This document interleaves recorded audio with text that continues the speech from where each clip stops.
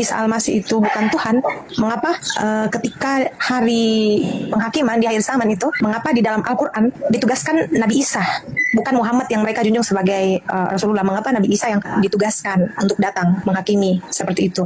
Nah, itu yang menjadi pegangan kekuatan bagi saudara-saudara Kristen bahwa di akhir zaman itu Tuhan saya sendiri yang datang untuk mengatakan bahwa inilah aku, jalan keselamatan, seperti itu. Dan di Muslim sendiri, di Al-Quran sendiri menyaksikan itu. Apakah itu benar atau gimana, Bang? Iya, baik. Kenapa Nabi Isa yang turun? Alasannya karena ada tugas yang harus dia selesaikan. Apa tugas itu? Menghakimi. Ketika dia datang sebagai hakim, berarti ada yang terdakwa. Siapa yang terdakwa ini? Dia yang mereka yang telah mempermalukan Nabi Isa di hadapan pencipta. Makanya dalam Al-Quran itu beliau ditanyai, wa isqalallahu ya Isa bin Maryam anta qulta linnas, wahai engkau Isa, hambaku ciptaanku yang kuciptakan tanpa ayah, apakah engkau yang mengajarkan orang-orang tersebut mempertuhankan, menjadikan engkau sebagai Tuhan selain daripada aku? Apa kata Nabi Isa? Qala subhanaka ma yakunu li an aqula ma laysa li bihaqq. Maha suci engkau wahai Tuhanku, tidaklah patut aku berkata sesuatu yang bukan hakku untuk aku katakan. Jika aku mengatakan itu, pasti engkau mengetahui. Ma qultu lahum illa ma amartani bi an ya'budullah rabbi wa rabbakum. Aku hanya berkata, mengajarkan kepada mereka, sembahlah Allah Tuhanku dan Tuhanmu. Sehingga Al-Quran mengatakan, idza husyiran nasu, apabila nanti manusia dikumpulkan, dihimpunkan, apa yang mereka sembah selain daripada Allah akan menjadi musuh bagi mereka. Artinya Yesus itu adalah manusia yang disembah oleh manusia selain daripada Allah. Apakah Yesus akan memusuhi Kristen? Matius 7, 22, 23. Ternyata betul, Yesus memusuhi orang Kristen. Lalu kemudian di dalam Al-Quran ayat yang sama, dan pemujaan-pemujaan yang mereka lakukan ketika hidup di dunia akan diingkari. Apakah Yesus mengingkari penyembahan Kristen? Ternyata Matius 7 nomor 22 sampai 23. Betul, mereka yang memanggil Yesus Tuhan, memuji Yesus, bernubuat, mengusir setan, bermujizat, ternyata ditolak oleh Yesus. Apa kata Yesus? Enyahlah daripadaku, kalian semua adalah pembuat kejahatan. Itu yang kedua, yang pertama. Yang kedua, Nabi Isa turun ke atas muka bumi ini untuk apa? Wa in min ahlil kitab illa la yu'minanna bihi qablal mauti wa yaumal qiyamati yakunu alaihim syahida. Itu kata Al-Quran.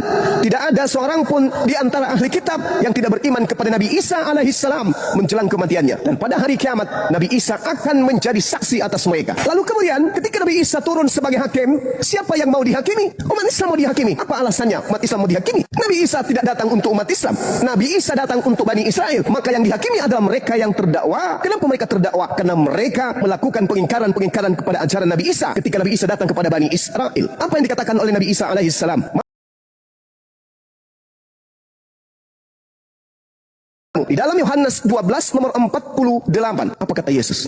Barang siapa yang menolak aku dan tidak menerima firmanku, dia sudah ada hakimnya, yaitu firman yang telah aku katakan kepada mereka. Firman itulah kelak yang akan menjadi hakimnya di akhir zaman. Anda Yesus memerintahkan manusia beribadah pada hari Minggu? Tak ada. Anda Yesus memerintahkan kemudian menyembah dirinya? Ada. Anda Yesus mengajarkan makan babi? Tak ada. Anda Yesus mengajarkan untuk merasulkan Paulus? Tak ada. Anda Yesus mengajarkan untuk ke gereja? Tak ada. Anda Yesus mengajarkan untuk tidak bersunat? Tak ada. Lalu apa kemudian bisa dihakimi di Islam dari Yesus? Tak ada. Yang dihakimi adalah orang yang mengaku-ngaku pengikutnya, membawa-bawa pengikutnya, tetapi mempermalukan dirinya di hadapan Tuhannya. Makanya dikatakan datangnya Yesus menghakimi berdasarkan dengan perkataan dan firman yang ia sampaikan kepada Bani Israel. Matius 10 nomor 5 nomor 6 misalnya. Yesus berpesan kepada ke-12 muridnya. Apa pesan Yesus? Wahai muridku, ya paman, jangan kau ke bangsa lain, tapi pergilah kepada domba yang sesat dari bangsa Israel. Kata siapa? Kata Yesus. Yesus nanti kelak datang menghakimi orang-orang ini. Tahu, pada saat aku nasihatkan jangan ke bangsa lain, ada di antaramu yang pergi ke bangsa lain sampai orang-orang ini menuhankan aku. Oh tidak Yesus, sepeninggalmu kami teraniaya, sepeninggalmu kami dibunuh, sepeninggalmu kami dipenjara, sepeninggalmu kemudian kami dihakimi. Siapa pelakunya? Sang pembinasa keji yang duduk dan ngaku-ngaku sebagai pengikutmu, ngaku-ngaku sebagai utusanmu, ngaku-ngaku sebagai rasulmu. Siapa namanya? Itu dia, Paulus. Dialah yang menyebabkan engkau menjadi Tuhan setelah engkau terangkat. Sedangkan tak ada firman yang kau sampaikan kepada kami, sembahlah aku, Tuhankanlah aku adalah firman yang menjadi manusia, aku adalah Bapa yang inkarnasi jadi manusia. Kamu tidak pernah mengatakan itu. Makanya kami tidak pernah menuhankan dirimu. Hanya mereka golongan orang-orang yang dari barat yang kemudian mempertuhankan dirimu. Inilah Nabi Isa datang. Ngapain Nabi Muhammad datang? Untuk apa? Lo umatnya menerimanya sebagai rasul, umatnya menerimanya sebagai nabi. Tak ada kemudian kewajiban untuk beliau datang. Sedangkan Nabi Isa diangkat ke langit, turun ke bumi untuk mempermalukan orang-orang yang telah mempertuhankan dirinya dengan mengatasnamakan Yesus. Ini yang terjadi dan itu dibenarkan oleh Bible. Yesus berkata, aku tidak berkata-kata dari diriku sendiri. Apa yang kau dengar dari aku, itu bukan dari aku, tapi dari Dia yang telah mengutus aku. Yohanes 14 nomor 27. Adakah Yesus mengajarkan Tuhan karena aku? Jadilah kalian Kristen. Makanya Yesus selalu mengatakan, waspadalah, waspadalah, waspadalah. Kepada siapa? Kepada orang Farisi. Paulus mengaku orang Farisi. Filipi 3 nomor 5. Aku orang Farisi. Kebetulan Yesus selalu minta muridnya agar waspada kepada orang Farisi tersebut. Nah, adakah kemudian Bani Israel waspada kepada orang Farisi? Yes, sampai hari ini Yudaism masih ada. Siapa yang menerima orang Farisi ini menjadi rasul? Orang Barat, orang Roma, orang Yunani. Kenapa dengan mudah mereka percaya? Karena Paulus tahu orang Roma, orang Yunani, konsep keagamaannya adalah triteos, tridewa, 3 dewa, makan babi, tidak bersunat, ibadah minggu, perayaan dewa Horus. Ya, Paulus tahu itu. Maka dia menjual agama yang dicocok-cocokkan dengan orang Barat, orang Romawi, orang Yunani penjajah pada masa itu. Ajarannya diterima. Yes. Kenapa diterima? Karena mereka menyembah dewa Horus tapi fiktif.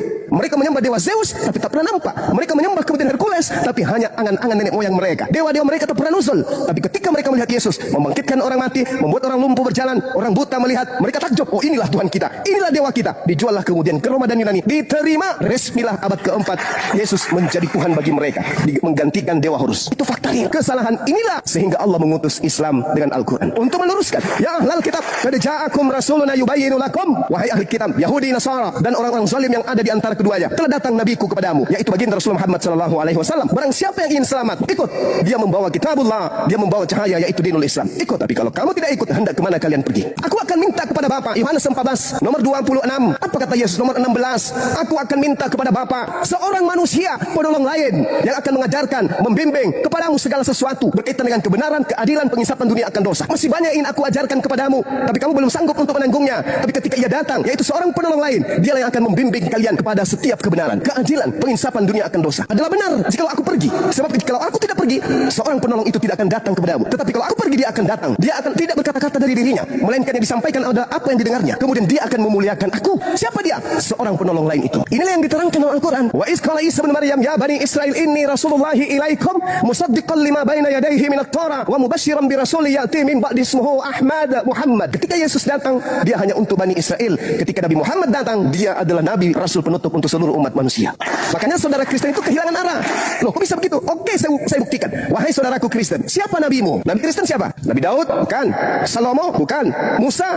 Bukan. Abraham? Bukan. Yesus? Bukan. Nabinya Kristen siapa? Kitabnya banyak. Markus, Matius, Yohanes. Banyak kitabnya orang Kristen. Tapi nabinya siapa? Sebutkan satu aja. Tak ada, paman. Terus bait suci. Mana bait sucinya orang Kristen? Bait suci itu adalah bait Elohim yang di dalamnya tidak boleh masuk barang najis, tidak boleh masuk ke dalamnya. Orang yang tidak bersunat haram hukumnya masuk ke dalamnya. Orang yang tidak tahir tidak boleh masuk ke dalamnya. Orang yang tidak membasuh tangan, kaki, wajah tidak boleh masuk ke dalamnya. Tidak boleh. Orang yang makan babi, makanan-makanan yang dinajiskan, yang diharamkan oleh Torah, haram hukumnya masuk ke dalam. Mana bait sucinya orang Kristen? Tak ada. Yang ada cuma gedung, tempat bernyanyi-nyanyi, hari Minggu, hari Sabtu dan seterusnya. Bait sucinya mana? Tidak bisa dikatakan suci kalau di situ masih ada tidak bersunat. Tidak boleh. Tidak mandi junub, tidak boleh dikatakan bait suci. Coba kita lihat di Yehezkiel 44 nomor 9, nomor 6, nomor 7, nomor 8. Apa kata Elohim di sana? Sekian banyak pelanggaran yang engkau lakukan wahai Bani Israel, tapi ada satu pelanggaran yang sangat-sangat menyakitkan hatiku, yaitu engkau memasukkan orang-orang yang tidak bersunat qulub masuk ke dalam tempat ibadahku. Allahu Akbar, Masya Allah, Subhanallah.